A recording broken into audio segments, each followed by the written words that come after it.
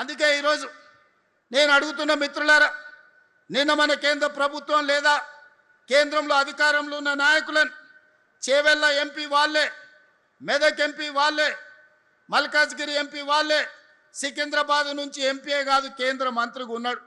ఈడున్న నలుగురు పార్లమెంట్ సభ్యులు ఈ ప్రాంత ప్రజలు ఓటేసి గెలిపించారు. తెలంగాణ నుంచి 8 మంది ఎంపీలను ఇస్తేనే నరేంద్ర మోడీ గారు ప్రధానమంత్రి అయింది. నేను ఇవాళ అడుగుతున్నా, ప్రజలు మీకు ఓట్లేసి గెలిపించి ఢిల్లీకి పంపిస్తే మోడీని అడిగి మెట్రోని తెచ్చే తెలివితేటలు మీకు లేవా? రీజనల్ రింగ్ రోడ్కు నిధులు అడగాల్సిన అవసరం లేదా? గోదావరి నదీ జలాలు హైదరాబాద్ నగరానికి తాగడానికి నిధులు తీసుకురావాల్సిన అవసరం లేదా? సింగూరు నదీ జలాలను హైదరాబాద్కి తేవాల్సిన అవసరం లేదా? వీటి మీద మీరు మోడీ గారిని అడగరా? మూసీ నది ప్రక్షాళన కోసం కేంద్ర ప్రభుత్వం నుంచి అనుమతులు తీసుకురమ్మంటే అది చేత కాదు. కానీ ఈడుండి పొంకనాలు కొడుతున్నారు. ఆయన పెద్ద మనిషి కిషన్ రెడ్డి వెనకటికి ఎవరో చెప్పిండంట, పొంకనాల పోసిగానికి 3 ఎడ్లుంటే 36 దొడ్లున్నాయని.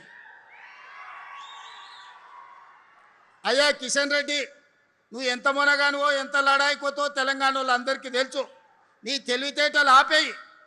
మోడీ గారిని అడుగు, ప్రాణహిత చేవెళ్ళ మీద తుమ్మిడేటి ప్రాజెక్టు మహారాష్ట్ర ముఖ్యమంత్రి మనతో చర్చించడానికి రాకుండా అడ్డుపడుతున్నది మీరు కాదా? ఈరోజు గోదావరి నుంచి ఈ నగరంలో విస్తరిస్తున్న జనాభాకు 20 టీఎంసీల తాగునీళ్లు తేవాలని పనులు ప్రారంభిస్తే ఆ నిధులు రాకుండా అడ్డుకుంటున్నది మీరు కాదా? ఇవాళ సింగూరు జలాలను నగరాన్ని దాహార్తం తీర్చడానికి ప్రయత్నం చేస్తుంటే అడ్డుపుల్ల పెట్టింది మీరు కాదా? ఈరోజు నరేంద్ర మోడీ గారు సబర్మతి రివర్ ఫ్రంట్ కట్టుకుంటే అబ్బా ఆహా ఓహో అని నువ్వు డప్పు కొడతావట్టి. ఆయనకు ఢిల్లీలో యమునా నది కట్టుకుంట్రి, యూపీలో గంగా నది రివర్ ఫ్రంట్ కట్టుకుండ్రి. మరి మనకున్న మూసీని ప్రక్షాళన మనం చేసుకోవద్దా? మన మూసీ బాగుపడొద్దా? మన మూసీ మన ప్రజలకు ఉపయోగపడొద్దా? మన మూసీ సరిహద్దున మన యువకులకు ఉద్యోగ ఉపాధి రావద్దా? ఎందుకు అడ్డుకుంటున్నారు? గుజరాత్కు గులాములుగా మీరు ఎందుకు పనిచేస్తున్నారు?